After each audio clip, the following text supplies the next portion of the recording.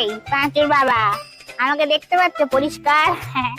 বলছি শোনা, আমার একটা খুব স্বাদ হয়েছে জানো তো।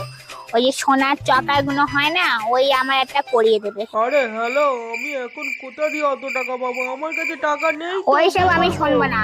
তোমাদের ওই বাড়ির সামনে যে জমিটা আছে না, ওইটা বিক্রি করে দাও, দিয়ে আমার জন্য একটা সোনার চকার এনে দাও। না হলে এই দেখো এই পা তুলছি, এই পা তুলছি আমি, কিন্তু এখান থেকে এই ছাদ থেকে পড়ে নিচে পড়ে একদম মরে যাবো। মা,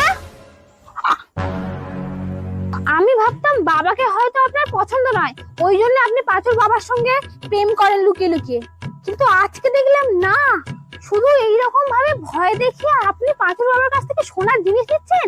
এই বাড়িতে বাবা আপনার কি কমতি রেখেছে শুনি? আজকে আসুক আপনার ছেলে, আমি বলছি পাঁচুর বাবাকে উল্টো পাল্টা ভয় দেখি আপনি এরকম জিনিসপত্র ঝেড়ে ঝেড়ে নেন। আপনার ছেলে আসুক। এ বাবা, বৌমার সামনে আমার ইমপ্রেশনটা নষ্ট হয়ে গেল, খোকার সামনে আমার ইমেজটা খারাপ হয়ে যাবে রে।